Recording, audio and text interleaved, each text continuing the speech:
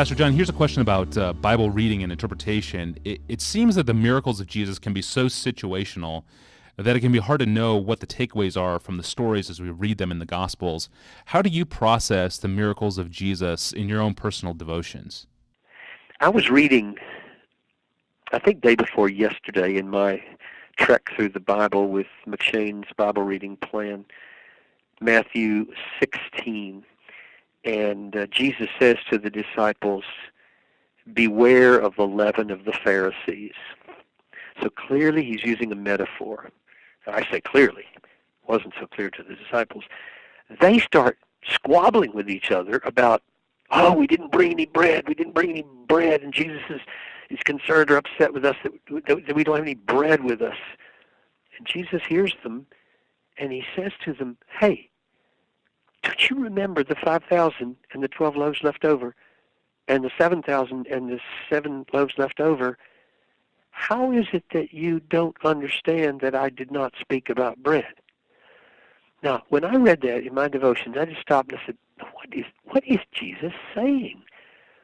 That if they had really understood his miracle, those two miracles where he fed thousands with a little bit of bread, if they had understood that, they would have perceived the meaning of his metaphor. And what my takeaway, I haven't thought through to the bottom of this yet, but Jesus said, beware of the leaven of the Pharisees. They totally misunderstood him, missed the metaphorical meaning, and went straight to the literal meaning. And Jesus says, that was stupid, because if you'd understood my miracles, you wouldn't have made that mistake, which means that there are mistakes we make in the language of Scripture, in understanding the language of Scripture, because we don't grasp the power of Jesus or certain things about the miraculous working of Jesus.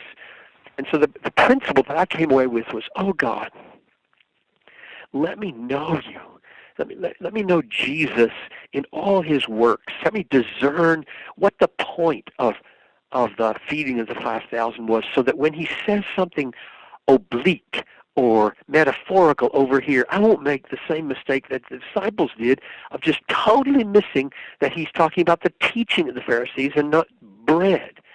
That has held my attention for the last 2 days, trying to figure out what's the hermeneutical implications of missing out on the power of Jesus in one of his miracles. And clearly, they didn't get his miracle, and that had a bad interpretational effect on how they understood his other language. One of the takeaways is slow down. Slow down in your reading. And when you finish a miracle, opening the eyes of the blind, or causing a lame man to stand up, or causing people to be fed, 5,000 people to be fed, slow down, pause, and stop and say, Jesus, show me what this is saying about you. Fall down and worship him, and let it have its humbling effect.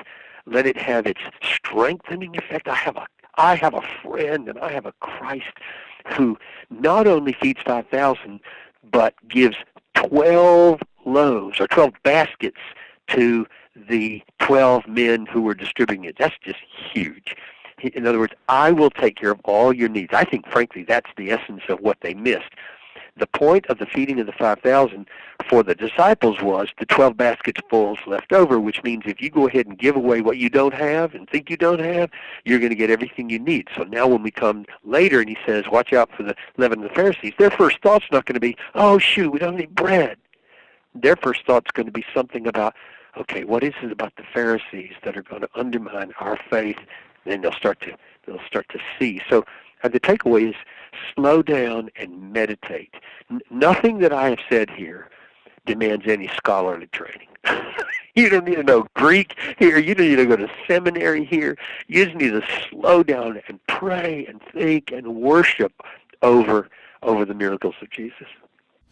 Thank you, Pastor John, and thank you for listening to this podcast. If you have a question for Pastor John, please send it to us via email. Send those to askpastorjohn@desiringgod.org.